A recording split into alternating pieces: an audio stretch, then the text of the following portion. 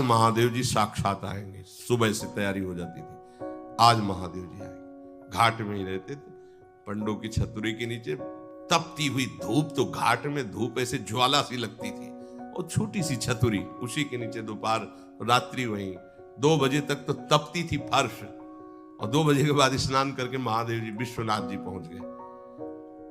बस रोज आज मिलेंगे, आज तो निश्चित मिलेंगे। एक दिन इतना आनंद था कि आज तो बस आ ही रहे हैं, ऐसा आ ही रहे हैं। जैसी भावना करोगे, जा पर जाकर सत्य सने हो, सो तो ही मिले न कुछ संदेह हो। भयंकर जटाओं का बोझा ऐसे, इतना बड़ा हाथ में त्रिशूल लिए, देखा दोपहर में नग्न पैर से आ गए। अब अपने जो जहां पागल हुए उसको दिखाई, साष्टांग दंडवत, मौन, कुछ बोले नहीं उससे। हम तो बस वैसे ही स्तब्ध, जैसे कोई जड़वत। बाद में विचार आया, इसका मतलब क्या था? मैं ही मैं हूं, दूसरा कोई नहीं। अलग से देखने की भावना मत करो, कण कण में मैं विराजमान। एक दिन भाई जी के प्रति बहुत आकर्षण जब था, एक स्वप्न देखा कि स्वप्न में हम भाई जी से पूछ रहे कि मुझे श्री कृष्ण की प्राप्ति कब होगी। इसके बाद की बात, भाई जी ने ऐसे चश्मा करके ऐसे देखा, राधा बाबा बगल में बैठे, और कहा जब श्री कृष्ण बन जाओगे तब श्री कृष्ण की प्राप्ति होगी। जगने पर, बहुत विचार करने पर फिर यह कि श्री कृष्ण बन जाओगे, भाई जी का तात्पर्य क्या था?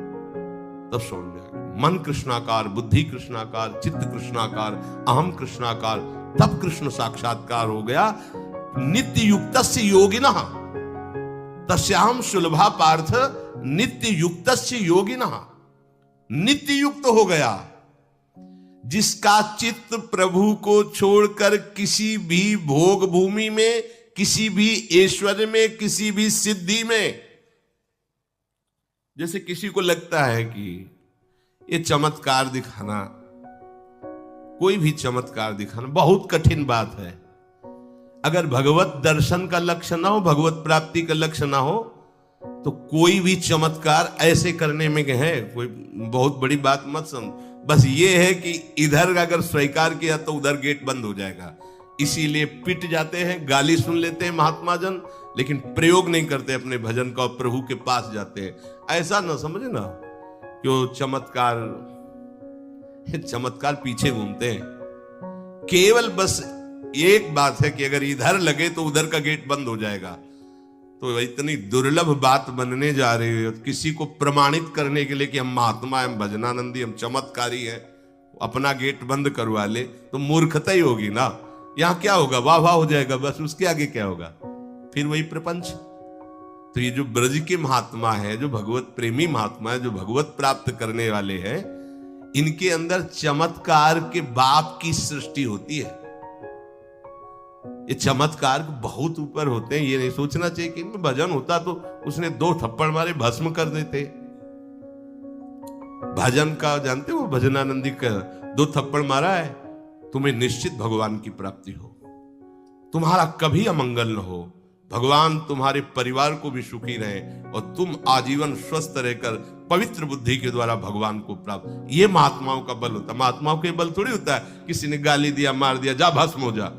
ये भस्मासुर थोड़ी होते महात्मा है भाई, भस्म कर दिया, नष्ट नहीं। साधुते हो न कारज, तब भगवान उनके अधीन होते हैं। ये चमत्कार, ये न सोचो कि भजन करते होते तो फिर चमत्कार, या ये गाड़ी घोड़ा रुपया पैसा चमत्कार, ये पापियों के पास भी है।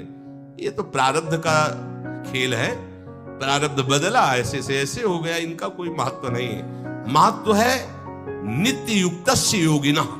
तुम्हारा चित्त निरंतर आराध्य देव में युक्त है कि नहीं?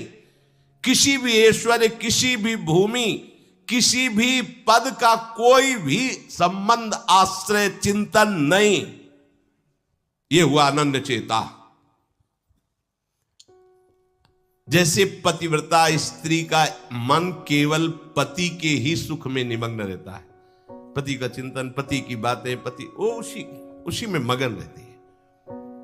पति के सिवाय उसके मन में अन्य किसी पुरुष का राग पूर्वक चिंतन कभी होता ही नहीं। जैसे शिष्य का गुरु के सिवाय कहीं चिंतन नहीं होता। पतिव्रता पत्नी का मन प्राण तन सब पति के ही सेवा में, चिंतन में, मनन में। जैसे शिष्य का गुरु के ही तन, उनकी सेवा में मन, उनके आज्ञा के पालन करने में एक एक चेष्टा गुरु की प्रसन्नता के लिए। कोई दूसरा इष्ट शिष्य का होता ही नहीं है। शिष्य का कोई दूसरा इष्ट नहीं होता। ऐसे शिष्य को अपने गुरुदेव में ही भगवान का साक्षात्कार हो जाता है। क्योंकि पर्दा हटा तो देख लिया कि प्रिया प्रीतम मुस्कुराते हुए बैठे। श्री भट्ट देवाचार्य जी के पास जब हरिव्यास देवाचार्य जी आए तो कहा, भगवान हम शिष्य बनना चाहते हैं। तो उनका, तुम्हें हमारी गोद में कुछ दिखाई दे रहा है? तो कहा, ऐसा में कुछ तो नहीं दिखाई दे रहा है। तो उनका, फिर अभी तुम जाओ गिरिराज जी की 12 वर्ष परिक्रमा करो, राधे राधे बोलो 12 वर्ष। ऐसा ही किया। 12 वर्ष बाद फिर आए, अब कुछ दिखाई दे रहा है? बोले, भगवान कुछ नहीं दिखाई दे रहा। बोले, जाओ फिर 12 वर्ष करो। कह रहे कि जो शिष्य है गुरु के सिवा और कोई इष्ट नहीं है, उन्हीं का चिंतन, उन्हीं की आज्ञा, तो वहीं उसको साक्षात्कार हो जाता है। जब 24 वर्ष बाद आज्ञा पालन करके आए तो देखा प्रियालाल गोद में। बोले, अब कुछ दिखा है? हाँ। बोले, प्रियालाल महाराज जी विराजमान है, आओ। वही महावाणी के रचयिता श्री हरिव्यास देवाचार्य जी गुरु आज्ञा में एक कदम पीछे ने 24 वर्ष गिरिराज जी की परिक्रमा राधे राधे आए नहीं, जब तक आज्ञा पालन नहीं हुई। आज्ञा पालन साक्षात्कार करने के बाद मंत्र दीक्षा दी। आज्ञा पालन का फल भगवत साक्षात्कार। जो अन्य तरफ मन ले जाता है, अन्य तरफ अपना भाव ले जाता है, वो अनन्य चेता नहीं कहलाता है। अनन्य चेता को भगवान सुलभ हो जाते हैं। सततम यो माम स्मरति नित्यशः। सततम का अर्थ होता है जब आप होश में हैं तो आपका मंत्र या नाम चल रहा हो।